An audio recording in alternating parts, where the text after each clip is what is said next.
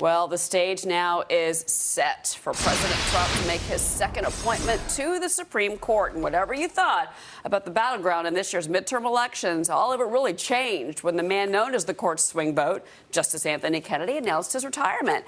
And the gravity of this moment was not lost on the president last night when he was in North Dakota.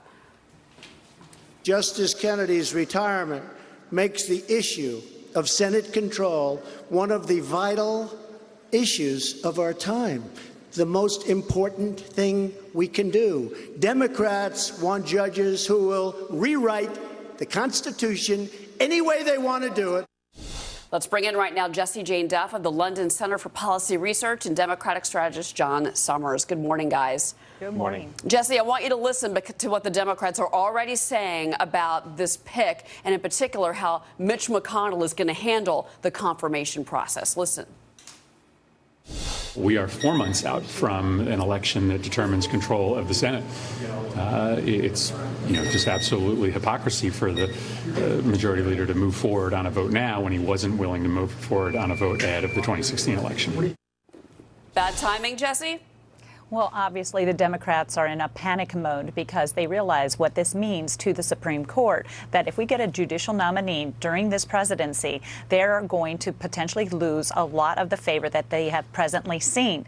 We've got key issues that are up at stake right now, such as Roe v. Wade is probably the number one that comes to everybody's mind. And then often we see issues with gun control, and that is something that the Supreme Court may be involved in. So right now, the Democrats are, I would assume, are pretty much in a panic state because they're losing this vote. Look at the cover of the Daily News. I mean, look at the cover. You got to love the New York Daily News because this is a very liberal paper. They're always up against President Trump. We are, you can see it on your screen. And it says that, the nation braces for Trump's nominee. The nation braces. Is that the Democrats' plan here? To brace? Well, look, I'm not one of those people. Is this the fight? I think that, Justice Kennedy has been a moderate on the court. I think we're in this country, we've sort of lost sight of what moderation actually looks like. But while he's been a moderate, let's be very clear, he has always been a conservative. Over the last year, there were 17 5-4 decisions. And he sided with the conservatives on 14 of those. So he's not the swing vote that I think a lot of people make him out to be. So I'm not one of those Democrats that's, with my hair on fire. I'm not one of the Republicans who's, saying, yay, thank goodness he's out of here. The reality is that he's actually been a conservative all along the way, voting with Roberts 90% of the time and Gorsuch 80% of the time. Well, again, of course, this is all getting politicized, of course, guys, and we could talk for hours about this, but listen to what Senator Cruz had to say about what the Democrats are looking for with this Supreme Court fight. What Democrats want to see is a judicial activist court. They want to see a radical left-wing agenda forced on the country from 5 unelected judges on the court.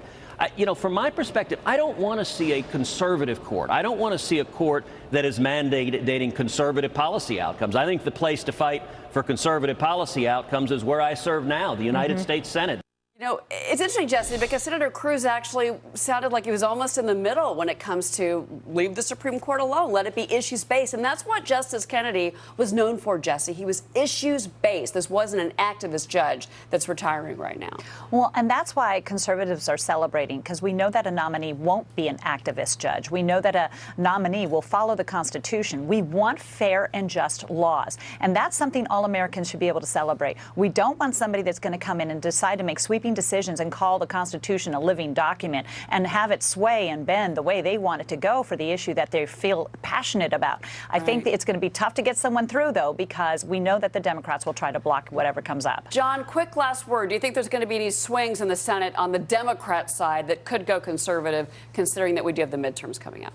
It could. I mean, let's see who we've got coming in, who the nominee is going to be, and then make a decision from there. For once, I actually agree with Ted Cruz. We don't want an activist judge. And, for voters who are out there, this is obviously a very big issue, Senate control. You obviously heard President Trump in his own hyperbolic way trying to stir up the base. But the reality is, if you like the decision the Supreme Court made about the travel ban, if you like the fact that they're allowing discrimination against families like mine, and if you like the fact that they've been chipping away at women's rights and workers' rights, then vote Republicans. And if you're tired of that, then vote for Democrats. I don't know if I agree with all of those characterizations of the Supreme Court's decision, John, but we are out of time. I have to let you both go. Jessie, Jane Duff, and John Summers. Guys, thank you very much. I appreciate it.